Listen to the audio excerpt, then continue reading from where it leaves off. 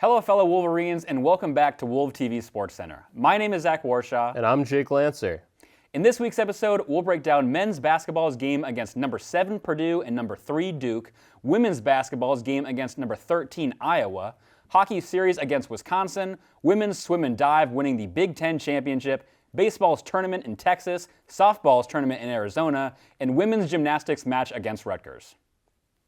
On Tuesday, February 17th, top-ranked Michigan men's basketball delivered one of its most complete performances of the season, defeating 7th-ranked Purdue on the road at Mackey Arena. The game opened at a frantic pace with 5 lead changes in the first 6 minutes. Purdue struck first and briefly controlled the tempo, but Michigan never looked rattled. Adai Mara got the Wolverines on the board with an alley-oop from Elliot Cadeau, and moments later, Yaxel Lendeborg knocked down a 3 to settle in the offense. The turning point came with Michigan trailing 11-10 midway through the first half, and what followed was decisive. 6 Wolverines contributed to a 16-0 run that completely flipped the game. LJ Kaysen and Will Cheddar were especially sharp, spacing the floor, knocking down perimeter shots, and capitalizing at the free throw line. By the time Kaysen drilled a 3 to push the lead into double digits, Michigan had seized full control and never relinquished it. The Wolverines were clinical from there. They strung together 3 consecutive triples in a 2-minute span, forced a Purdue timeout with a 20-point cushion, and carried a 48-32 advantage into halftime. The ball movement was crisp, the defensive rotations were disciplined, and Michigan dictated both pace and physicality in the second half. Cadeau found his rhythm and commanded the offense. He scored 12 of Michigan's 14 points after the break, answering every Purdue push with poise. Trey McKinney and Kaysen provided essential scoring off the bench, Morris Johnson Jr. controlled the glass, and Mara anchored the interior on both ends. Though Purdue did make the game interesting at the end, bringing the score to single digits with 2 minutes left. It was too little too late as Michigan left West Lafayette with a 91-80 victory. 6 Wolverines finished in double figures. Cadeau with 17, Lendeborg with 13, McKinney and Kaysen with 13 apiece, Johnson Jr. with 12 and 11 rebounds, and Mara with 10 and 11 boards. It was balanced, mature basketball from a team that looked every bit like the number 1 team in the country. Just 4 days later, the Wolverines were back under the national spotlight in Washington, D.C. for a bout with 3rd-ranked Duke in the Edwards-Jones Capital Showcase, in what could be a potential Final Four showdown in March. The first half was a back-and-forth thriller featuring 13 lead changes. Michigan was sharp early inside, starting perfect from mid-range and riding a dominant stretch from Lendeborg, who scored 10 straight Wolverine points in just 2 minutes. Despite the strong start, Michigan went cold from deep late in the half, missing 8 of 9 from 3 during one stretch. Duke closed the half on a run to take a 35-33 lead into the break. The Blue Devils carried that momentum into the second half, stretching the lead with a 9-0 run spanning both halves. Michigan struggled to find its rhythm offensively, enduring a lengthy field goal drought before Mara sparked a response with a tip-in and free throws. A 7-0 Wolverine run capped by a Lendeborg 3 after 2 offensive rebounds brought Michigan within 1 with just under 4 minutes to play. Elliot Cadeau, who had to this point played a truly horrific game with plenty of key missed shots, knocked down a clutch triple late and followed it with 2 free throws to cut the deficit to 3. But Duke executed down the stretch and prevented the comeback, ultimately holding on for a 68-63 win. Lendeborg led all scorers with 21 points, adding 7 rebounds and 2 blocks. Johnson Jr. chipped in 13 points and 3 blocks, while Mara added 10 points and continued his strong defensive presence. The trio accounted for 44 of Michigan's 63 points, but it wasn't enough to overcome a season-low shooting night from the field. The loss moves Michigan to 25-2 on the season and marks the first time this year the Wolverines have trailed at halftime and not come back to win. After playing 4 of their last 5 games away from Ann Arbor, the Wolverines return home to the Chrysler Center on Tuesday, February 24th for a matchup against Minnesota as conference play continues to heat up. This past weekend, the University of Michigan women's swimming and diving team captured the Big Ten championship at the Gene K. Freeman Aquatic Center, earning 1,243 points over the course of the meet. The Wolverines finished comfortably ahead of Indiana, which totaled 1,084 points, securing their first conference title since 2018. The win marks Michigan's 18th Big Ten championship overall, which is the most of any program in conference history. Michigan showed its depth by advancing 12 swimmers to the championship finals, with 8 competing in A finals. The Wolverines dominated the entire meet, winning gold in 4 relays and 7 individual events. 11 school records were broken this weekend, hopefully with more to come in a few weeks at NCAAs. Bella Sims opened the final night in dominant fashion, earning her second individual Big Ten title of the meet in the 200-yard individual medley.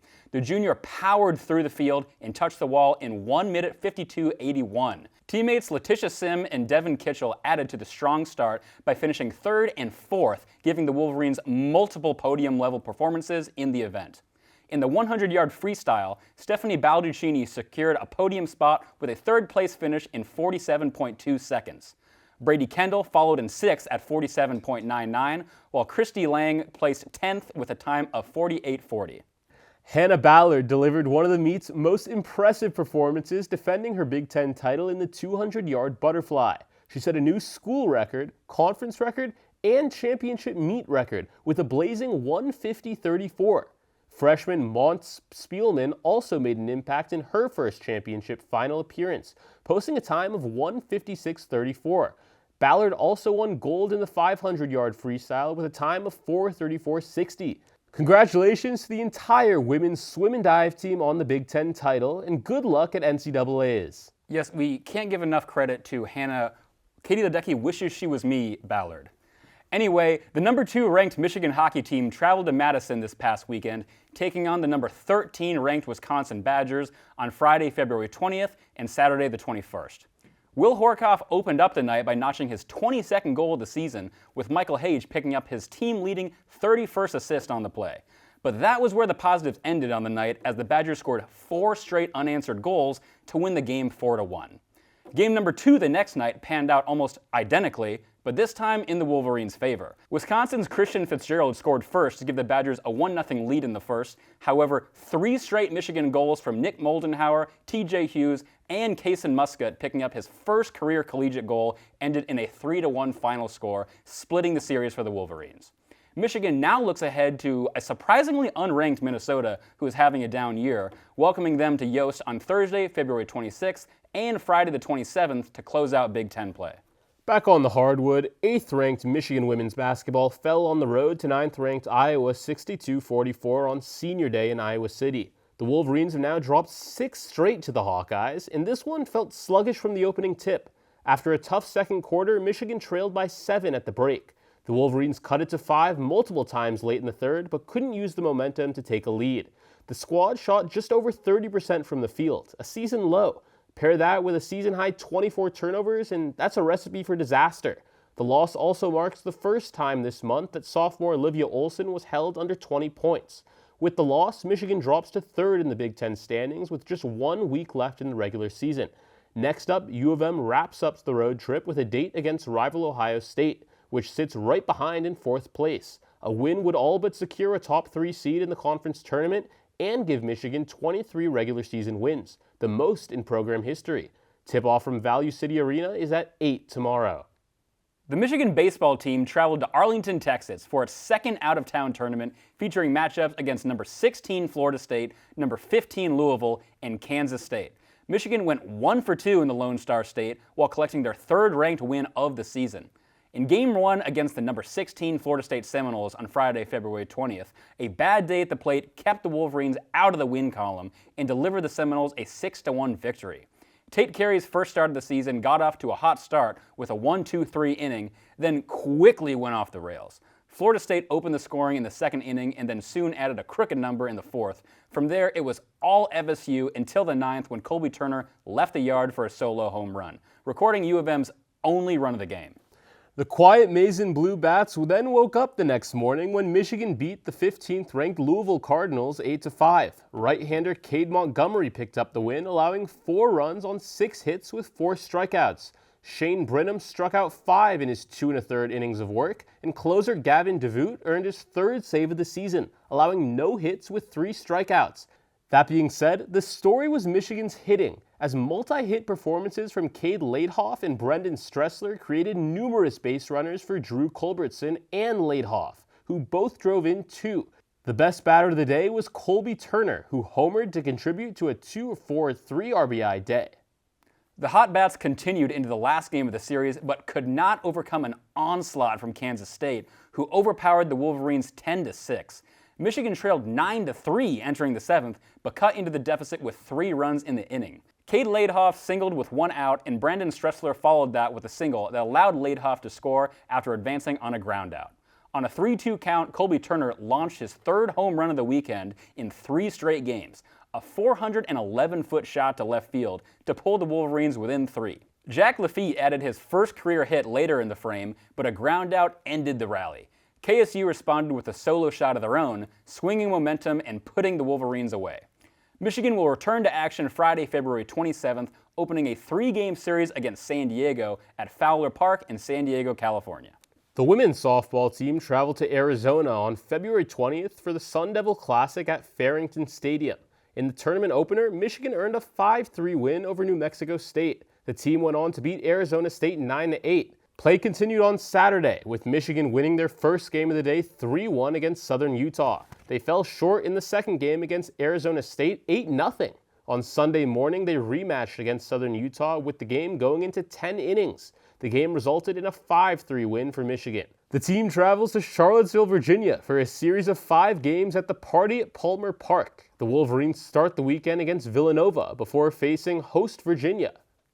The number 9 ranked Michigan women's gymnastics team competed against Rutgers on Saturday, February 21st, sweeping the Scarlet Knights in individual event titles to earn a 197-100 to 195-675 victory at the Chrysler Center. Carly Bauman and Jazara Ranger both won 2 event titles each, with multiple other Wolverines scoring their respective event titles in a complete dismantling of Rutgers. The Michigan women will now travel to State College, Pennsylvania for the Big Ten quad meet, where they will face Nebraska, Washington, and the host number 20 ranked Penn State on Saturday, February 28th. All right, Jake, a lot of ranked matchups going on in basketball right now. Let's recap the Duke game.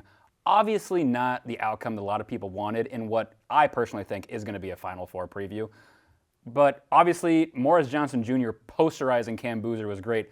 It's kind of where the good ended, though. What did you feel about that? Yeah, it was tough. Obviously wasn't a great shooting day, but Michigan's had that before. I think the real issue was just getting bullied on the boards. Turnovers weren't a big issue, which last season kind of were in losses. This game, it was just really about getting out-rebounded and out-hustled at times.